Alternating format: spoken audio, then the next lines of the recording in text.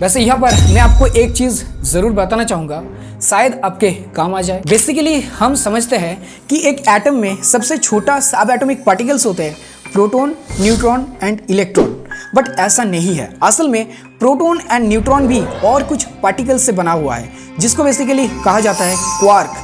Quark particle 6 तरीका का होता है, जैसे up, down, left, right, charm and strange quark. इनमें से 3 क्वार्क पार्टिकल जब एक कॉम्बिनेशन में आते हैं तब प्रोटॉन या न्यूट्रॉन बनते हैं, और यही प्रोटॉन, न्यूट्रॉन एंड कुछ और पार्टिकल्स को एक ग्रुप को बेसिकली हेड्रॉन्स कहते हैं। और इसको आप standard model of elementary particles के जो टेबल है उसमें देख पाएंगे।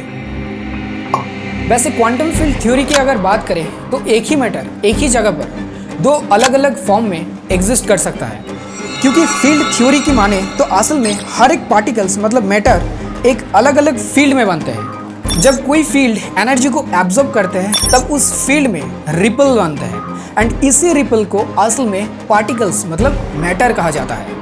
अब अगर मैटर एंड एंटी मैटर एक साथ बनता है एंड इन दोनों के कांटेक्ट में किसी का एग्जिस्टेंस भी नहीं रहता, तो फिर जब बिग बैंग हुआ तब सेम क्वांटिटी में मैटर एंड एंटी मैटर बनना चाहिए था। तो फिर आप, मैं, हमारी ये दुनिया जो कि सारा का सारा चीज़ मैटर से बना है, वो क्यों एग्जिस्ट कर रहा है?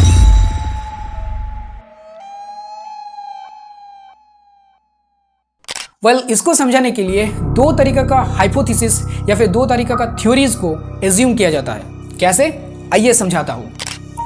तो पहली थ्योरी के अनुसार हिग्स बोसोन पार्टिकल ने सारे एंटी मैटर को खत्म कर दिया। वो कैसे? तो ऐसे दोस्तों कि क्वांटम फील्ड थ्योरी के अनुसार हमारे टाइम एंड स्पेस को फ्लैट फील्ड्स की तरह ही माना जाता है, जहाँ पर कई सारे फील्ड्स एक दूसरे के ऊपर लोकेटेड होता है या फिर एक दूसरे के सेम जगह पर ही होते हैं। और इसी तरीके से माना जाता है कि टाइम एंड स्पेस की 2 फील्ड एक दूसरे के ऊपर लोकेटेड है, एक है क्वार्क फील्ड, दूसरा है हिग्स फील्ड। अब जब बिग बैंग हुआ तो वहाँ पर जो न्यूमेरस एनर्जी क्रिएट हुआ उसके वजह से क्वार्क फील्ड में रिपल बना, जिससे मैटर एंड एंटी मैटर साथ साथ ही बना, पर उसी सेम टाइम में हिग्स फील्ड में भी रिपल आया और इसी वजह से हिग्स बोसोन पार्टिकल बने। और इससे जो मैटर क्रिएट हुआ वो आगे जाकर एंटी मैटर के साथ जुड़कर एनहिलेट हो गया और अल्टीमेटली क्वार्क फील्ड का जो मैटर बच गया, उससे ही हमारा पूरा का पूरा ये यूनिवर्स बना। अब दूसरा थ्योरी ये कहता है कि आज से 14 बिलियन ईयर्स पहले जब बिग बैंग हुआ तब मैटर एंड एंटी मैटर दोनों चीज़ ही बने, पर एक्चुअली वो टाइम के 2 ऑपोजिट डायरेक्शन में बने।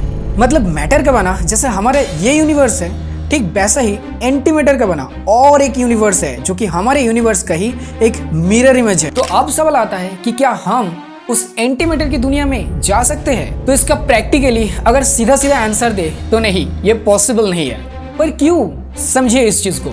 तो देखिए, आज से 14 बिलियन ईयर्स पहले बिग बैंग हुआ था, तो अगर उस वक्त एंटी मैटर की दुनिया बना भी है तो हमें उस दुनिया में जाने के लिए 14 बिलियन ईयर्स पीछे जाना होगा। मतलब टाइम ट्रेवल करके हमें पीछे जाना होगा समय के, और समय के पीछे जाने के लिए हमारे पास सिर्फ एक ही रास्ता है, वो ये है कि अगर हम लाइट की स्पीड के और ज़्यादा स्पीड में ट्रैवल कर सकें। क्योंकि अगर हम लाइट से ज़्यादा की स्पीड में ट्रैवल करते हैं तो फिर हमारे लिए समय रुक जाता है और तब हम समय के पीछे जा सकते हैं। पर अगर टेक्निकली देखें, प्रैक्टिकली देखें तो ये कभी मुमकिन ही नहीं है। अगर किसी भी तरीके से ये मुमकिन हो भी गया तो भी 14 बिलियन ईयर्स पहले जाने में हमें इतना समय लग जाएगा कि शायद तब तक हमारा ये प्लैनेट ही नहीं बचे। वैसे समय के पीछे जाने के लिए शायद और एक पॉसिबल वे माना जाता है, जो कि है एक वार्म होल। मैंने आपको पहले ही बताया कि हमारे जो स्पेस एंड टाइम है उसको बेसिकली एक फ्लेक्सिबल नेट या फिर कपड़े की तरह ही माना जाता है, और एक वर्म होल इसी टाइम एंड स्पेस की कर्वेचर को मोड़कर हमें यूनिवर्स की दूसरे साइड में ले जा सकता है। बेसिकली एक वर्म होल को 2 यूनिवर्स की एक लिंकेज चेन या फिर एक टनल कह सकते हैं। वैसे वर्म होल एक अमेजिंग चीज़ है। अगर आपको इसके बारे में और ज़्यादा जानना है तो कमेंट में ज़रूर बताइए, मैं इसके ऊपर एक डेडिकेटेड वीडियो बताऊंगा।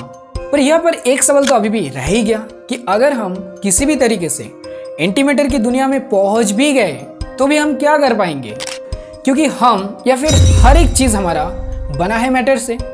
तो जब भी हम एंटी मैटर की दुनिया में कदम रखेंगे तो दोनों एक साथ आने पर ब्लास्ट हो जाएगा, एक्सप्लोड हो जाएगा। तो क्या ऐसा कोई भी रास्ता नहीं है ताकि हम एक मैटर एंड एक एंटी मैटर को एक दूसरे के कांटेक्ट में आने से रोक पाए? वेल, इसका आंसर है हाँ, पर कैसे? चलिए जानते हैं। The European Organization for Nuclear Research, जिसको सर्न कहा जाता है, यह बेसिकली एक ऑर्गेनाइजेशन है जो कि यूरोप के स्विट्जरलैंड में है।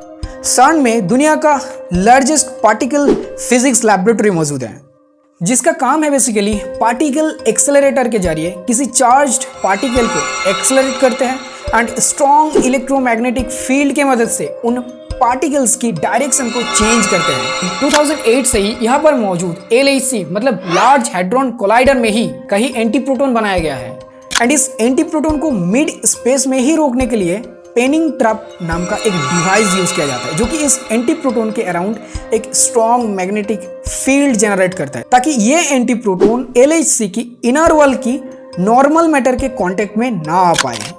आपको जान के हैरानी होगी कि सर्न ने सक्सेसफुली हाइड्रोजन को ऑपोजिट एंटी हाइड्रोजन भी बनाने में सक्सेसफुल हो गया है एंड 2011 में एक एंटी हाइड्रोजन को 15 मिनट तक मेंटेन करने में भी सक्सेसफुल रहा। पर ऑब्वियसली इसमें रिक्वायर्ड है बहुत सारा एनर्जी का। तो क्या अब हम एंटी मैटर बना सकते हैं? तो इसका आंसर है हाँ, हम बना तो सकते हैं पर बहुत ही नैनो स्केल में एंड जिसकी लास्टिंग बहुत ही कम है। तो दोस्तों, इसको बनाना इतना मुश्किल क्यों है? क्योंकि जब हाई एनर्जी प्रोटॉन्स को किसी मेटल टारगेट में मिलियंस टाइम के लिए कोलाइड किया जाता है, तब उस मिलियंस टाइम कोलिजन में सिर्फ कुछ ही एंटी प्रोटॉन बन पाता है और इसलिए एंटी मैटर बनाना इतना ज़्यादा मुश्किल है। दोस्तों, अभी तक दुनिया में सिर्फ कुछ ही नैनोग्राम एंटी मैटर बनाना पॉसिबल हो पाया है, जिसमें से फर्मी-लैब टेविट्रॉन पार्टिकल एक्सेलरेटर में अभी तक सिर्फ 15 नैनोग्राम, सर्न के लार्ज हैड्रॉन कोलाइडर में सिर्फ 1 नैनोग्राम एंड जर्मनी के इलेक्ट्रॉन सिंक्रोट्रॉन में सिर्फ 2 नैनोग्राम ही बना पाया है। और शायद इसलिए एंटी मैटर इस पूरे यूनिवर्स का सबसे कॉस्टलीस्ट सब्सटेंस है, जिसका 1 ग्राम का कीमत 62.5 ट्रिलियन US डॉलर है, जिससे कि पूरे अमेरिका को लगभग 2 बार खरीदा जा सकता है, क्योंकि ये कीमत अमेरिका का GDP का 2 गुना से भी ज़्यादा है। 1 ग्राम एंटी मैटर को अगर हम 1 ग्राम मैटर के साथ एनहिलेट करते हैं तो उसमें एक न्यूक्लियर बॉम्ब जितना एनर्जी रिलीज होगा, बल्कि उससे भी कहीं और ज़्यादा। और इसलिए एंटी मैटर को पूरे यूनिवर्स का साथ ही साथ सबसे डेडलीस्ट वेपन्स भी कहा जाता है। पर हम अब तक जितना एंटी मैटर बना पाए हैं उससे सिर्फ कुछ देर तक ही कुछ लाइट बल्ब ही जल पाएंगे। वैसे नेचुरली भी एंटी मैटर बनते हैं जब थंडर स्टॉर्म या फिर हेरिकेन्स में कॉस्मिक रे का इंटरेक्शन होता है, तब बहुत ही कम अमाउंट में कॉस्मिक रे के अंदर एंटी मैटर बनता है और साथ ही साथ मैटर के कांटेक्ट में आते ही वो एनर्जी में कन्वर्ट हो जाता है। वैसे ही और कुछ फूड आइटम जिसमें पोटेशियम 40 आइसोटोप्स रहते हैं, उसमें भी जब पोटेशियम के डीके होते हैं तब उस वक्त कुछ अमाउंट में एंटी इलेक्ट्रॉन मतलब पॉजिट्रॉन बनता है। पर डोंट वरी, ये इतना कम होता है या फिर इतने कम समय के लिए रहता है कि ये हमारे शरीर के लिए हार्मफुल नहीं है, कोई भी प्रॉब्लम नहीं होता। इवन ये जो हमारे शरीर के अंदर बनता है ये तो हमें पता भी नहीं चलता। वैसे आप अपने मैटर एंड एंटी मैटर के बारे में तो जान ली, पर क्या आपको पता है थ्योरेटिकली और एक मैटर एग्जिस्ट करता है जिसको कहा जाता है डार्क मैटर।